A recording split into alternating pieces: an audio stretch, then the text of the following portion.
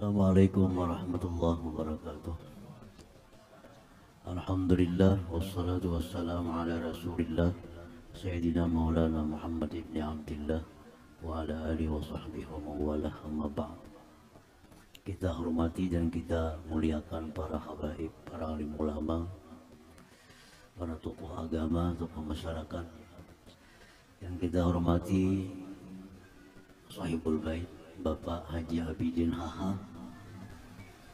Kita doakan semoga beliau panjang umur, sehat afiat dalam ketakwaan kepada Allah Subhanahu wa taala. Amin ya rabbal alamin.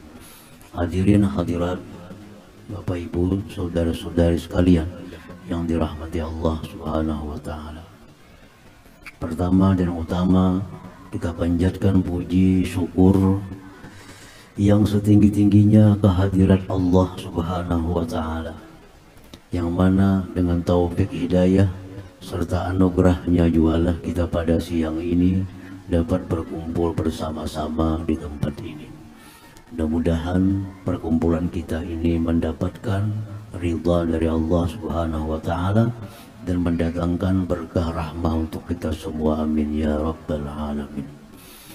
Salawat dan salam atas junjungan kita Nabi besar Muhammad sallallahu alaihi wasallam dan seluruh keluarga, para sahabat, zuriat dan pengikut beliau sampai hari kiamat nanti. Hadirin hadirat yang dimuliakan Allah.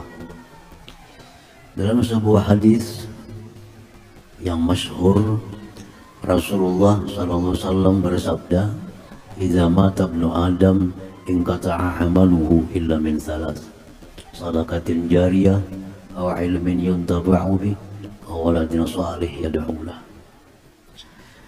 Rasulullah sallallahu alaihi wasallam bersabda, apabila mati anak Adam, terputuslah amalnya. Karena orang sudah mati, kada kawa lagi sembahyang, kada kawa lagi puasa. Orang sudah mati kada kawa lagi berzikir. Orang sudah mati kada kawa lagi berselawat. Orang sudah mati kada kawa lagi berbuat apa-apa. Terputuslah amalnya.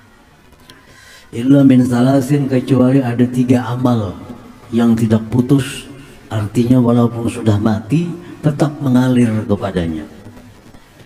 Walaupun sudah meninggal dunia, tapi amal tetap sampai kepada yang mati itu.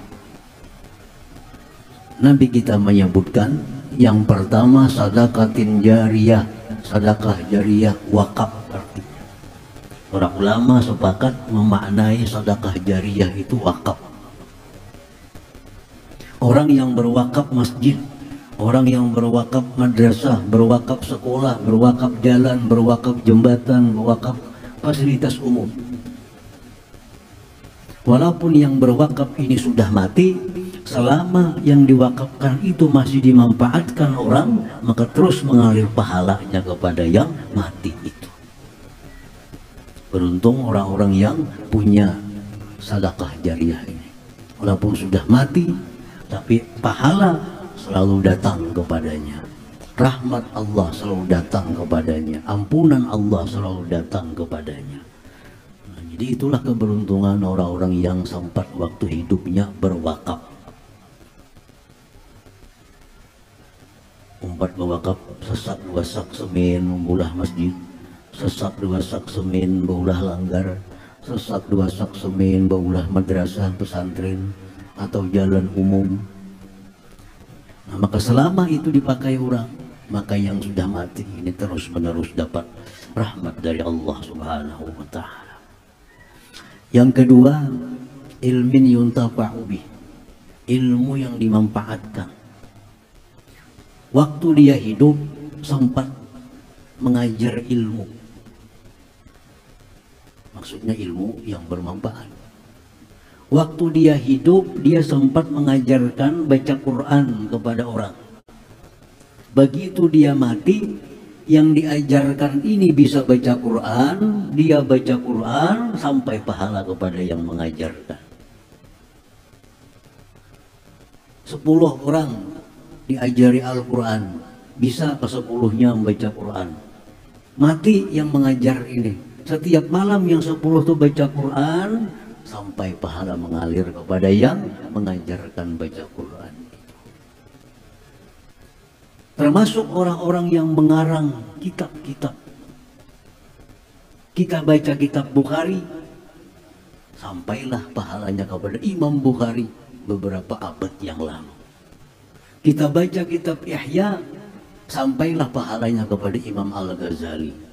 Kita baca kitab Sabilal Muhtadin, dapatlah pahalanya Datuk Kalampayan Muhammad Arsyad Al-Banjari. Itu ilmu yang dimanfaatkan orang.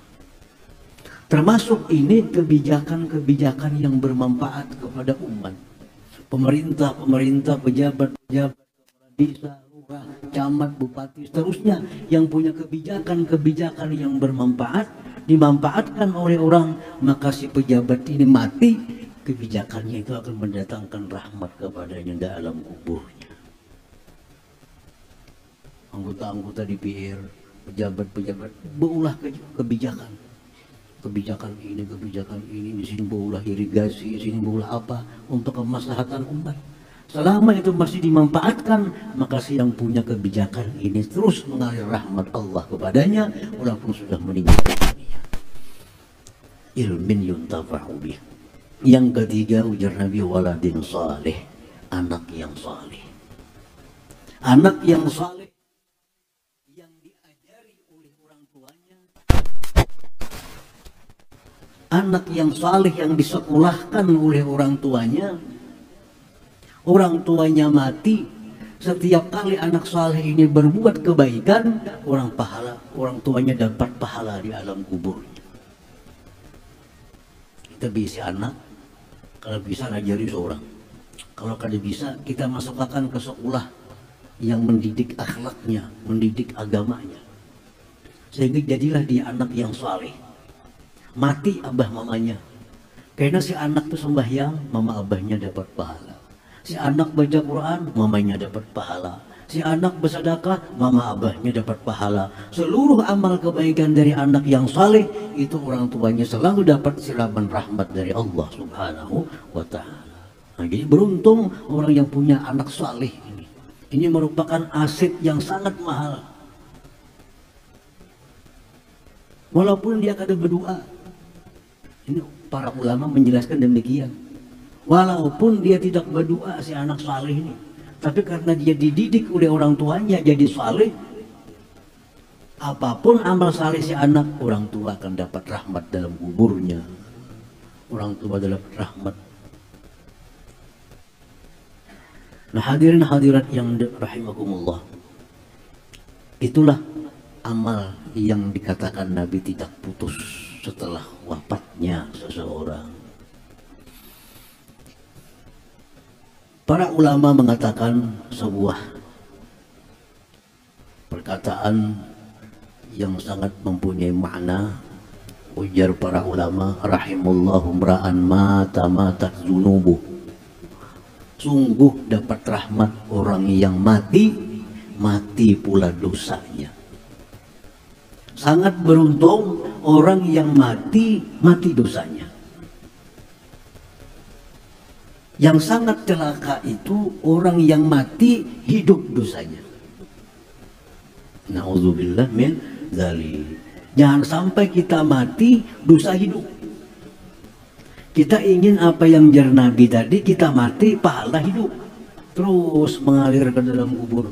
Yang celaka itu kita mati dosa kita masih hidup, maka akan selalu mengalirkan laknat, mengalirkan azab ke alam kubur. Na'udzubillah min dzalik. Siapa contoh? Qabil, anak Nabi Adam. Setiap kali di bumi ini ada pembunuhan, Qabil dikirimi siksa oleh Allah Ta'ala. Kenapa? Karena Qabil lah orang pertama yang mengajarkan pembunuhan itu. Nah, ini Qabil ini sudah mati Qabilnya, tapi dosanya masih hidup. Nah, jadi sangat hati-hati kita jangan sampai meninggalkan demikian. Kalau kita ada berisi ilmu-ilmu yang kada baik yang pernah kita ajarkan kepada orang, ilmu-ilmu kada baik kita ajarkan kepada orang, kita mati dipraktikkan oleh orang, laknat sampai ke kubur kita. Karena kita yang mengajarkan. Kita membangun bangunan maksiat, kita membangun bangunan tempat maksiat kepada Allah.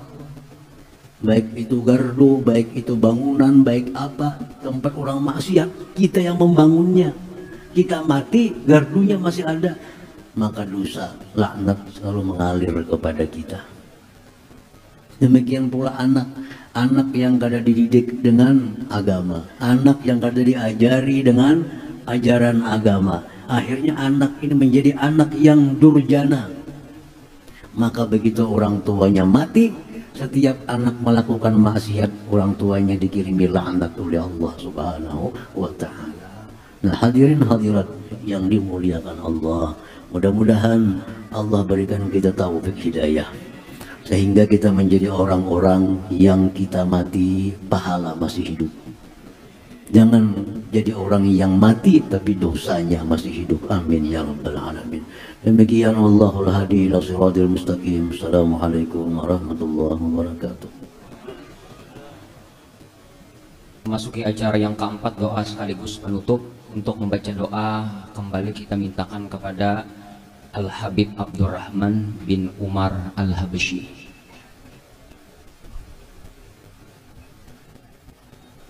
Bismillahirrahmanirrahim. Alhamdulillahirabbil alamin. Wassalatu wassalamu ala asyrafil anbiya'i wal mursalin wa ala alihi wa ashabihi ajmain. Allahumma shalli wa sallim ala sayyidina wa habibina Muhammadin salatan tunjina biha min jami'il ahwali wal abad wa ta'dilana biha jami'al hajat wa tutahhiruna biha min jami'asy syai'at wa tarfa'una biha indaka 'ala darajat wa tuballighuna biha usul ghayat min jami'il khairati fil hayati wa ba'dal mamat. يا ربي بالمصطفى بلغ مقاصدنا واغفر لنا ما مضى يا واسع الكرم.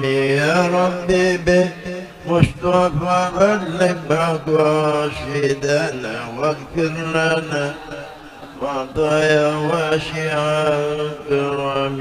يا ربي مصطفى بلغ مقاصدنا واغفر لنا ما مضى يا واسع الكرم. تقبل الله منكم